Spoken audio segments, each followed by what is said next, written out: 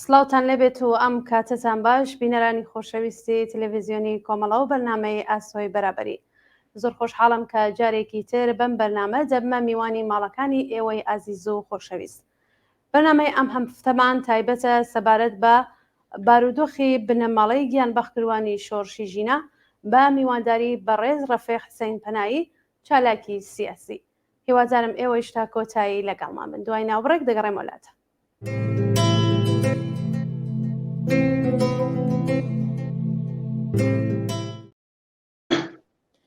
کاک ڕەفیق سڵاوتان لەبێت کاتتان باش بەخێر بێن بەم بەرنامەیە. سڵاو لە ئێوە و هەروەها بینەرانی بەڕێزی کۆمەڵە تیڤی سپاس بۆ ئەو دەرفەتەی بۆ منتان ڕەخساند و لە خزمەتانە.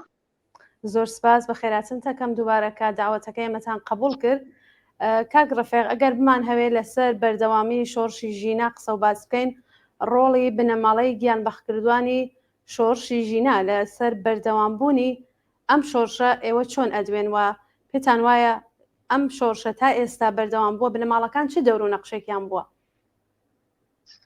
بەڵێ ئیجازەم بدە لەو دەرفەتە کەڵک وەربگرم بعد بە لەبەر چاوگرتنی ئەوەی کە لە ڕۆژەکانی ڕابردوو و هەفتەکانی ڕابردوو ساڵوەگەڕی کۆمەڵێک گیانبەخت-کردوو بوو لە گیانبەخت-کردووی شۆڕشی ژینا بوو بۆیە جێخۆیەتی وێڕای دووبارە سەرخۆشی لە بنەماڵەکانیان و هەروەها سەری ڕێز و نەوازش لە بەرامبەر خۆڕاگری و بەڕاستی دڵگەورەی بنەماڵەکانیاندا لە نوێنی بوو. عەرز بێت سەبارەت بە پرسیارەکەی ئێوە بە تایبەتی لەم ماوەیە بە ئەندازەی کافی پێم وایە قسە کراوە بە تایبەتی لە کۆمەڵە تیڤیژەوە من چەندین جار بە حزوری ئێوە گەیشتوم سەبارەت بە ڕۆڵ و کاریگەری بنەماڵەی گیانبەخت-کردووان لە شۆڕشەکە بەگشتی و بە تایبەتی لە بەرەو پێشچوونی شۆڕشی ژینا چەندە بووە زۆرمان دوان. بەڵام بۆیە من لێرەدا بە کورد جارێکی تر ئاماژە بە خاڵاناکەمەوە کە ڕۆڵی خانەوادەکان لەم شۆڕشە چۆن بووە. دیارە لە سەرەتاوە ئەو جێگای ئەوە پێم خۆشەوە ئاماژە پێ بدەم کە کوردستان تایبەتمەندی خۆی هەیە و هەمیشە دایمەوەمانش باس کردووە بەنسبەت شارەکانی تری ئێرانەوە و ئەوەش لە کوردستان بە تایبەتی شۆڕشی ژینا سەری هەڵدا و بنەماڵەی گیانبەخت-کردوانی زۆرتر و زق و بەرچاوتر ڕۆڵیان گێڕا لە بەرەو پێشچوونی شۆڕشەکە. ئەوەش بۆ خۆی بەگراوەندێکی هەیە، بەگراوەندەکەی شەڵەگەڕێتەوە بۆ خەبات و تێکۆشانی پتر لە 44 ساڵ خەڵکی کوردستان لە بەرامبەر ڕژیمی هاری کۆماری ئیسلامیدا. بەڵام لە شۆڕشی ژینا وەک بینیمان بۆ خۆمان لە ڤیدیۆ لە ئەو مۆستەنەدانەی کە بڵاو بووەوە بینیمان کە لە خانەوادەکان بە پێچەوانەی ئەو ئینتزارەی کە کۆماری ئیسلامی لەوەی کە ترسێک بخاتە گیانی بنەماڵەکان و لێن حاڵیژە بە پێچەوانەی زۆر جاران کە ئەوە ڕووی داوە کە خانەوادەهای بوون کە منداڵیان شەهید بوو یا بە هەر دەلیلێک لە ڕووداوی کاتیاچووە سەریان کز کردووە بەرحاڵ گۆشەنشین و خانەنشین کردبوون. بەڵام بنەماڵەکان بە پێچەوانە لە شۆڕشی ژینا بۆ خۆیان دیارەوێڕای داخ و ناخۆشی و ژانەکەی بەڵام ڕۆڵێکی پێشڕەوانەیان گێڕا لە کاتی ئەسپەردەکردنی ڕۆڵەکانیان کچۆکڕەکانیان لە کاتی شەهید بوونیا بە بڵاوکردنەوەی پەیامی وەرئامێز و بە بڵاوکردنەوەی ئەو مسجانەی کە ڕوو بە ئەفکاری عمومیدایان بە بڕوای من ئەوان نیشانیاندا کە بۆ خۆیان بوون بە بەشێک لە شۆڕشەکە و هەروەها بوون پێشڕەوانی شۆڕشەکەی لەواقعە. ئەوە لە کاتی شۆڕشەکە بە تایبەتی بینیمان کە زۆرێک لە کچوکڕان حتا منداڵانیان کە دەزانین زۆرێک لەو ئازیزانەی کە گیانیان بەخت کردووە خێزاندار بوون و منداڵەکانیان لە نێو بەرحاڵ ئاپورەی جەماوەری بە ئەسپەردەکردنی باوکیان یا چۆن بەرحاڵ پەیامیانەدا و چۆن خۆیان مسجی خۆیان و بانگەوازی خۆیانیان بڵاوە کردەوە یان بەرحاڵ زۆرێک لەو شەهیدان لەو گیانبەخت کردووانە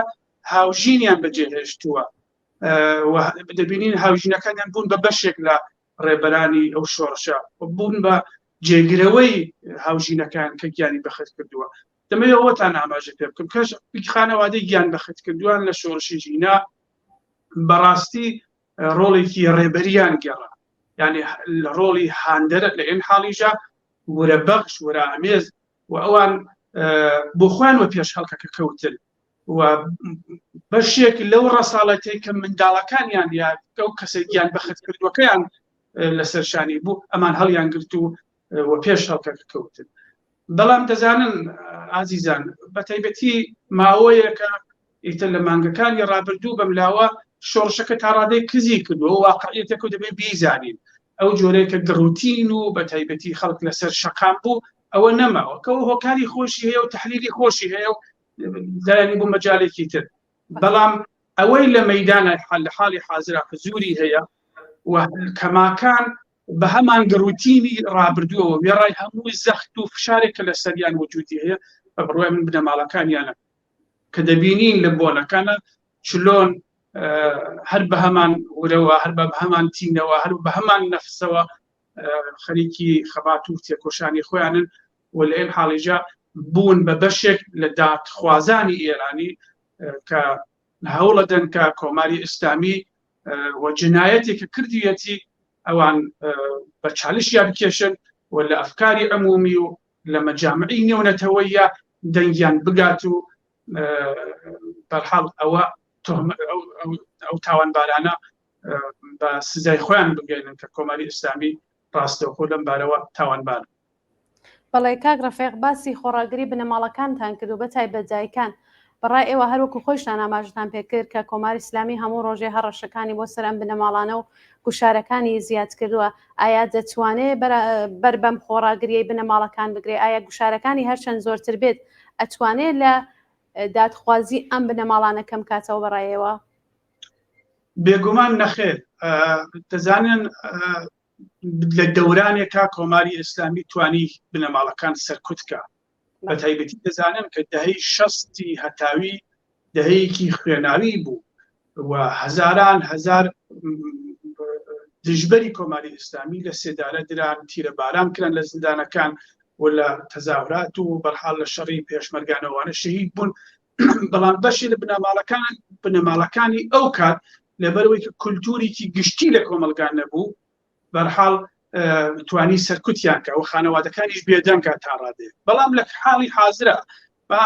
لە بەرچاوگرتنی ئەوەی کە کۆمەلگاش بۆ خۆی بەپووە بە بەشێک لەم کولتورە و کولتوری خۆڕاگری کولتوری ئەوەی کە بنەماڵەکان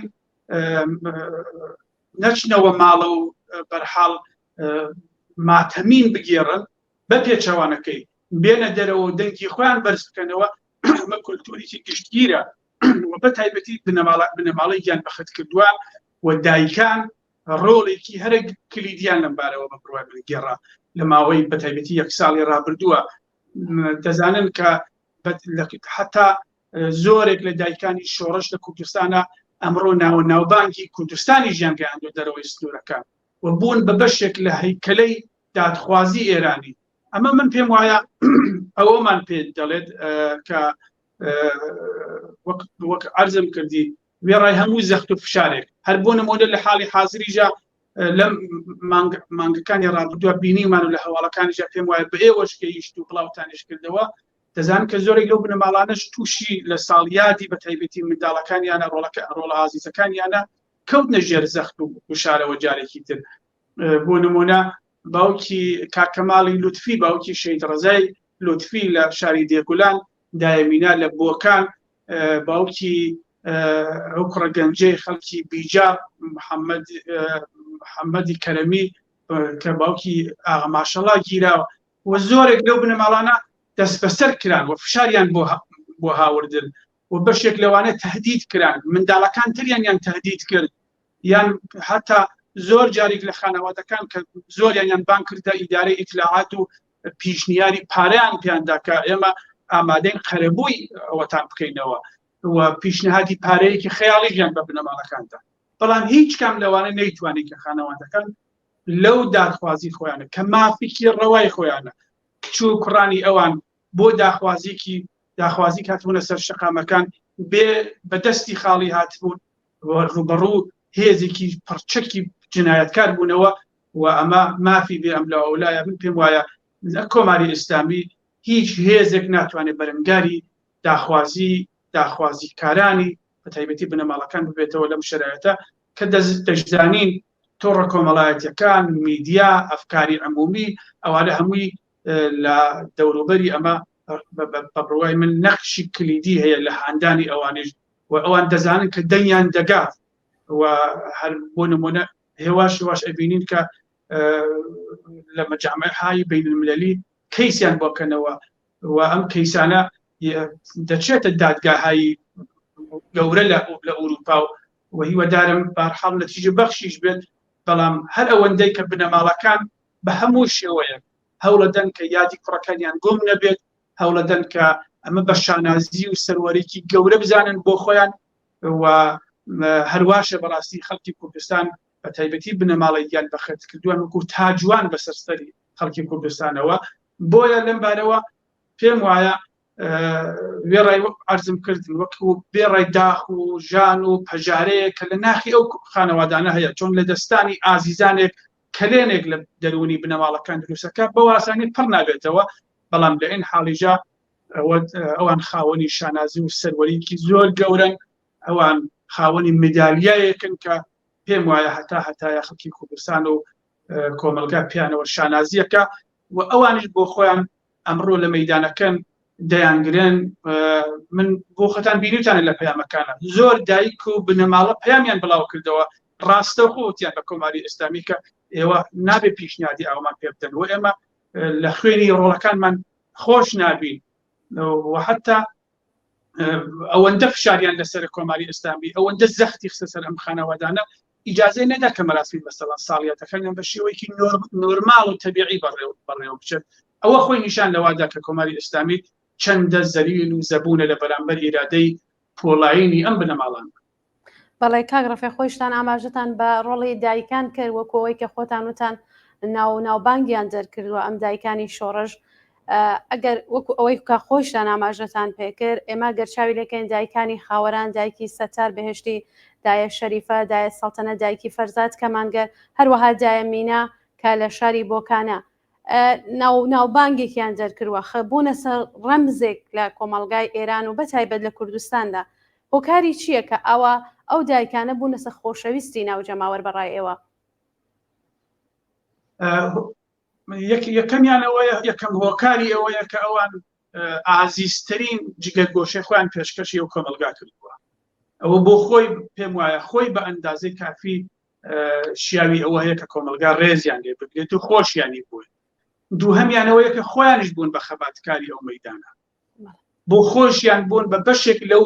ئارمان و ئەهدافەی کە منداڵەکانی بۆی گیانی بەخت کردووە. ئەمە زۆر زۆر گرینگە. بە هەر حاڵ دیارە ئەو مەجالە ممکنە بوو هەموو بنەماڵەکان نەڕەخسابێت. جاری وایە تەبیعەتی خانەوادەکان منداڵی تری هەیە لەبەر بەرژەوەندی ئەو منداڵەکەی کە دەرسە خوێنی یا هەر هۆکارێکە نامەوێت ئێستا لێرە باسی بکەم دەنا ئەو جۆرەیە کە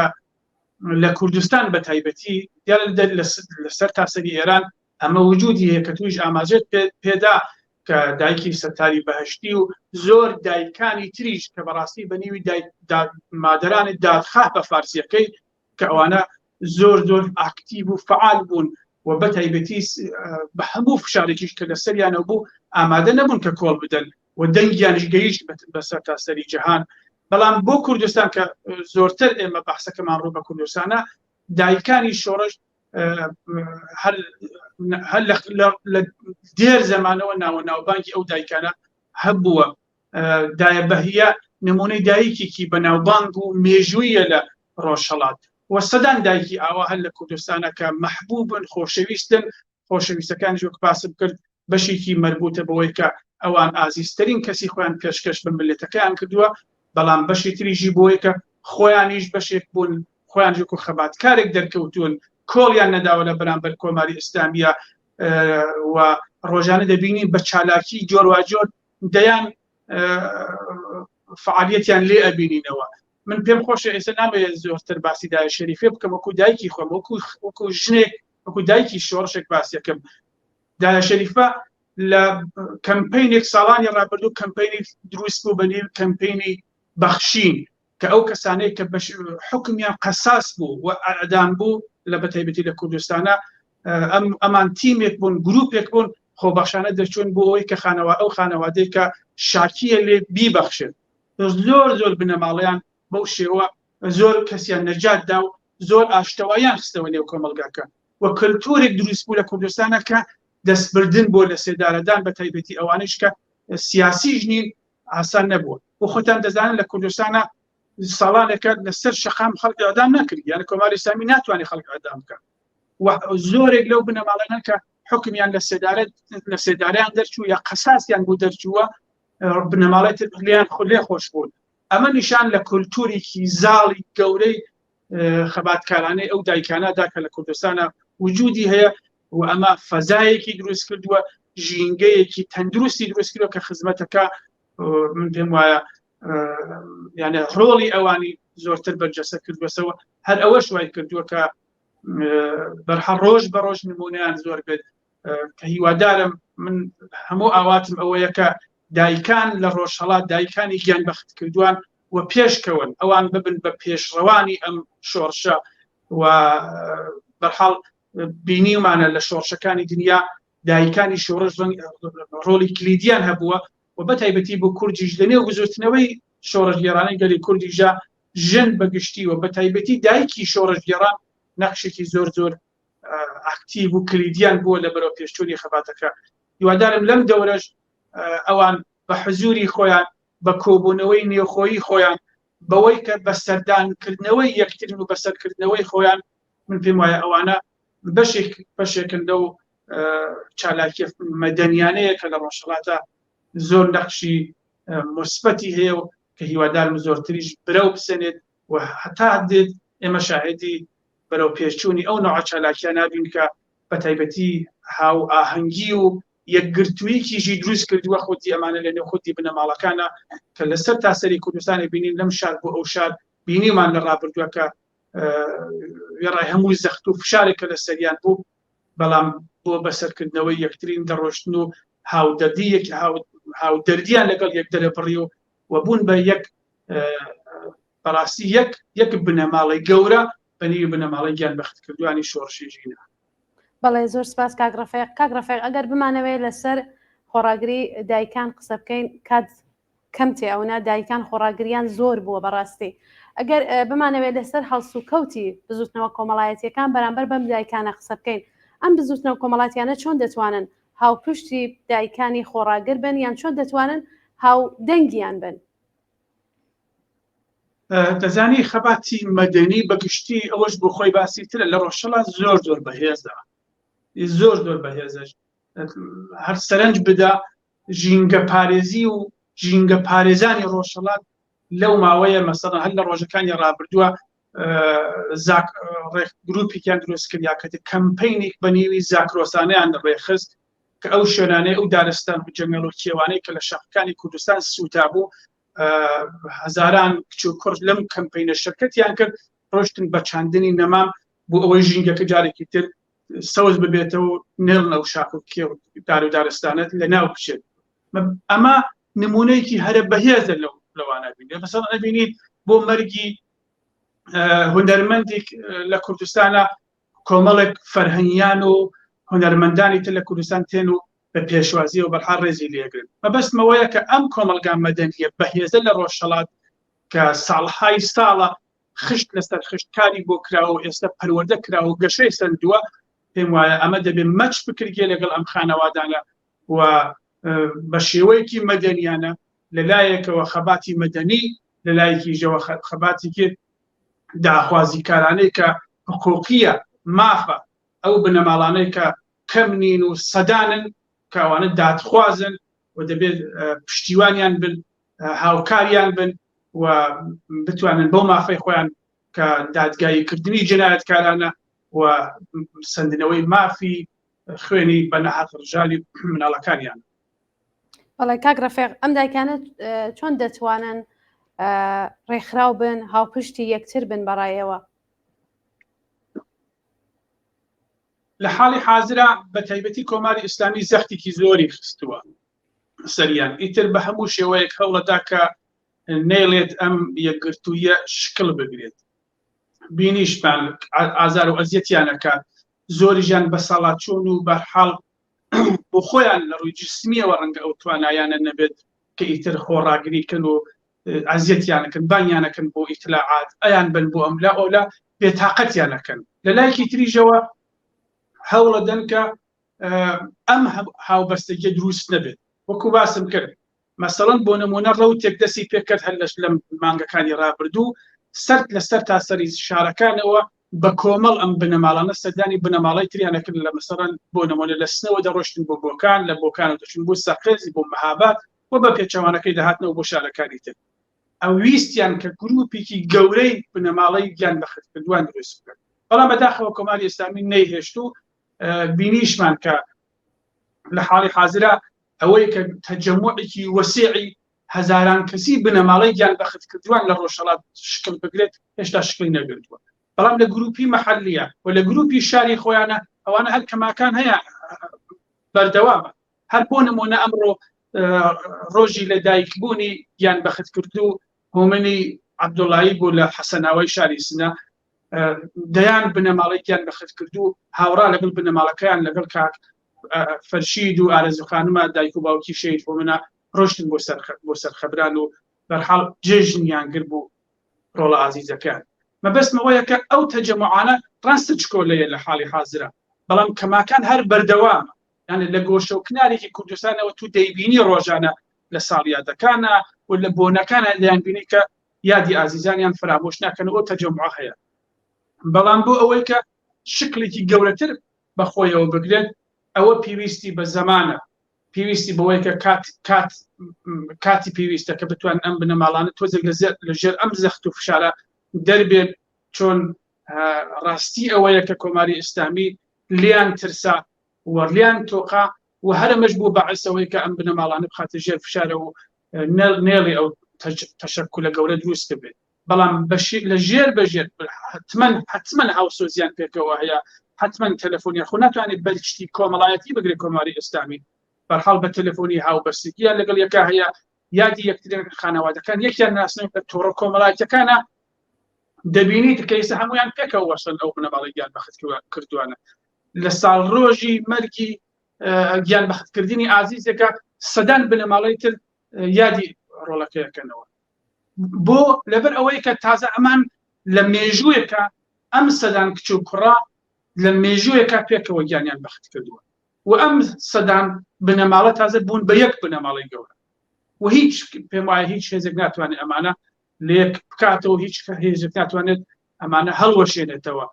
و هیوادارم مەجال بڕەخسێت هیوادارم کۆمەلگای مەدەنی وەکو پێشووتر باسمان کرد بە پشتیوانی ئەمان و خەڵکی کوردستان بەگشتی بە پشتیوانی مانەوی لەم بنەماڵانە هەوڵ بدەن کە بەو شێوە ڕۆحیان دانەبەزێت پشتیوانیان بن دڵگەرمیان بدەنەوە ستایشی ڕۆڵیان بکەن و بەڕاستی نێڵن ئەو کەلێنە گەورەی دەرونیانە کە لە دەستانی ئازیزانیان بە ستایش و بە بەسەرکردنەوەوان و بەرحاڵ بە سپاسگوزاری ئەو بنەماڵانە من پێم وایە دەتوانێت بەشێکی پڕ بکرێتەوە. بەڵێ کاگڕەفێق زۆر سپاس بۆ ئامادەبوونتان پرسیارەکانی من کۆتایی پێهات ئەگەر بۆ خۆتان پێتان وایە من شتێک هەیە کە پرسیارم نەکردوە لێەوە یام ئێوە ئاماژەتان پێ نەکردوە وەکو کۆتا قسەتان فەرموو. نەخێر ئەرزێتر نییە هیوای سەرکەوتن بۆ ئێوە هیوای سەرکەوتن بۆ شۆڕشەکەمان بەگشتی سپاس بۆ ئێوە کە باەخەدەن بە بنەماڵی گیان بەخەت کردووان بە تایبەتی کۆمەڵەتیوی لەو ماوەیە بە بەردەوامی پاڵپشتی لە بنەماڵەکان کردووە زۆر زۆر گرینگە میدیا و تۆڕە کۆمەڵایەتیەکان بۆ تەقویەتی ڕۆحی ئەم بنەماڵانە زۆر مهمە کە بەردەوام یادیان بکەین یادی ڕۆڵە ئازیزەکانیان بکەین و هیوادارم هەر بەردەوام من لە خەبات و لە تێکۆشان و لە پشتیوانی لەو بنەماڵانە. بەڵێ جارێکی تر سپاس بۆ ئێوە بەڕێز ڕەفیق حسین پەنایی هەڵسوڕاوی سیاسی کە لە بەرنامەی ئاسۆی بەرابەری ئەم هەفتەی تەلەڤیزیۆنی کۆمەڵا بەشدار بوون. زۆر سپاس. زۆر سپاس بۆ ئێوەش. زۆر سپاس. بەڵێ بینەرانی خۆشەویستی تەلەڤیزیۆنی کۆمەڵا زۆر سپاس بۆ ئێوەیش کە چاکۆتایی لەگەڵمان بوون تا بەرنامەیەکی تر و ئاسۆی بەرابەریەکی دیکە هەر بژین بە شادی و کامەرانی.